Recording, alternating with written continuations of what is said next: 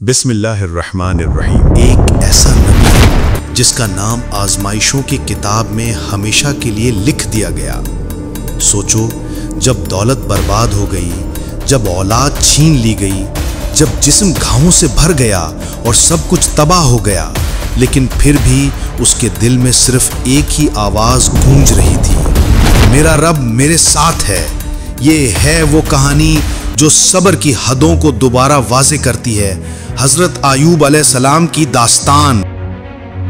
حضرت ایوب انبیاء کی جماعت میں سے ایک ہستی ہے۔ اللہ تعالیٰ نے صبر کے معاملے میں بطور خاص ان کا تذکرہ فرمایا ہے، لوگوں کے لیے ایک مثال اور نمونہ ٹھہرایا۔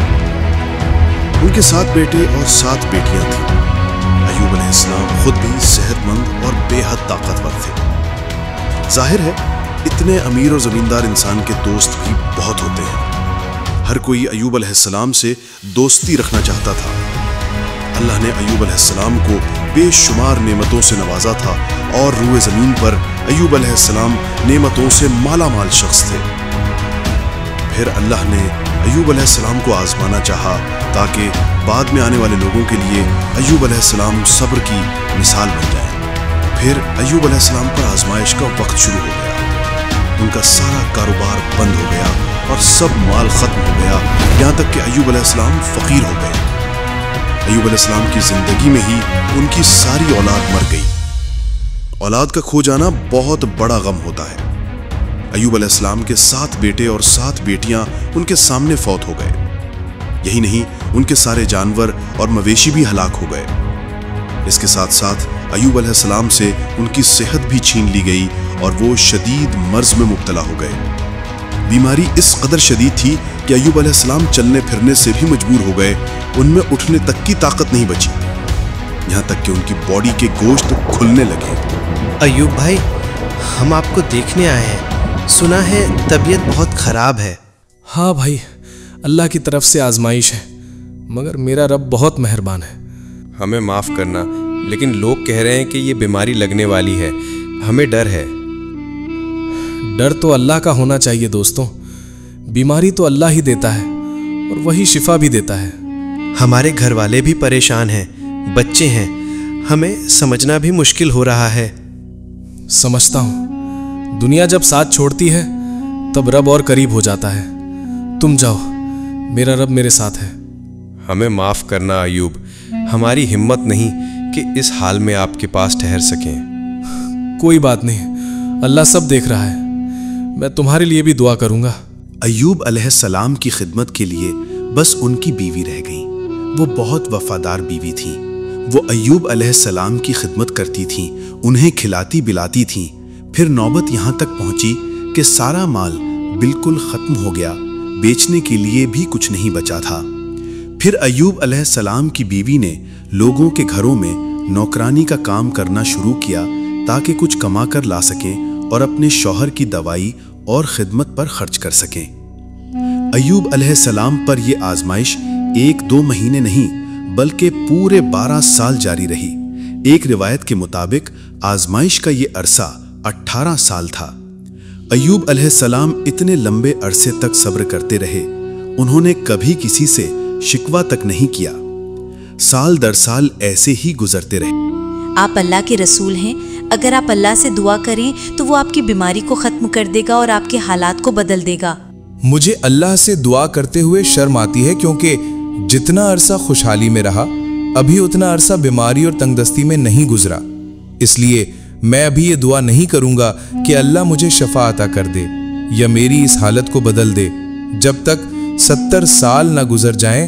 جس طرح میں نے ناز و نعمت میں 70 سال گزارے ہیں، اسی طرح میں اس بیماری اور تنگ دستی پر صبر کرتا رہوں گا۔ یہ سن کر ایوب علیہ السلام کی بیوی مایوس ہو گئیں، کیونکہ انہیں یقین تھا کہ اگر ایوب علیہ السلام اللہ سے دعا کر لیں تو یہ آزمائش فوراً ختم ہو جائے گی۔ بہن، اگر آپ کے گھر میں کوئی کام ہو تو بتا دیجئے، روٹی بنا دوں، صفائی کر دوں؟ نہیں بہن، معاف کیجئے، ہمیں ڈر لگتا ہے کہیں تمہارے شوہر کی بیماری ہمیں بھی نہ لگ جائے۔ تمہارے گھر کا حال تو بہت برا ہے، اللہ معاف کرے، ہمیں اپنے بچوں کی چنتا ہے۔ حالت اتنے خراب ہو گئے تھے کہ ایک دن ایوب علیہ السلام کی زوجہ کو اپنے بال کاٹ کر بیچنے پڑے تاکہ کچھ پیسے مل سکیں۔ یہ پیسے کہاں سے آئے؟ تم نے کیسے لائی یہ پیسے؟ کچھ نہیں، تھوڑا سا کام مل گیا تھا۔ سچ بتاؤ، تم نے یہ پیسے کس چیز کے بدلے میں لیے؟ میں نے اپنے بال کاٹ کر بیچ دیے۔ اے اللہ، مجھے بیماری لگ گئی ہے اور تو سب سے زیادہ رحم کرنے والا ہے۔ میں آزمائش میں ہوں، مگر مجھے تیری رحمت پر پورا بھروسہ ہے۔ تو میری حالت کو سب سے بہتر جانتا ہے۔ اللہ نے ایوب علیہ السلام کی دعا کو فوراً قبول کر لیا اور ان کی آزمائش کو ختم کر دیا۔ پہلے بھی کئی موقع آئے تھے جب وہ دعا کرتے اور وہ ترنت قبول ہو جاتی، لیکن انہوں نے صبر کیا۔ اسی لیے جب بھی صبر کی مثال دی جاتی ہے تو صبر ایوب کا ذکر ضرور ہوتا ہے۔ اپنا پیر زمین پر مارو، یہ نہانے اور پینے کے لیے ٹھنڈا پانی ہے۔ جیسے ہی انہوں نے زمین پر پاؤں مارا، وہاں ایک ٹھنڈے پانی کا چشمہ نکل آیا۔ جب انہوں نے اس پانی سے غسل کیا تو ان کے شریر کے باہر کی بیماری چلی گئی، اور جب انہوں نے وہ پانی پیا تو شریر کے اندر کی بیماری بھی ختم ہو گئی۔ ایوب علیہ السلام دوبارہ ویسے ہی صحت مند ہو گئے جیسے پہلے تھے۔ یہ اللہ کی رحمت اور صبر کا انعام تھا۔ معاف کیجیے، کیا آپ نے اس شخص کو دیکھا ہے جو اللہ کے نبی ہیں اور مرض میں مبتلا تھے؟ وہ میرے شوہر ہیں۔ جب وہ صحت مند تھے تو بالکل آپ جیسے دکھتے تھے۔ اللہ کی قسم، میں نے آج تک کسی کو ان سے زیادہ ان کے جیسا نہیں دیکھا۔ کیا تم نے مجھے پہچانا نہیں؟ آپ کون ہیں؟ میں ایوب ہوں، تمہارا شوہر۔ سبحان اللہ، اس کا مطلب ہے آپ کی بیماری ٹھیک ہو گئی۔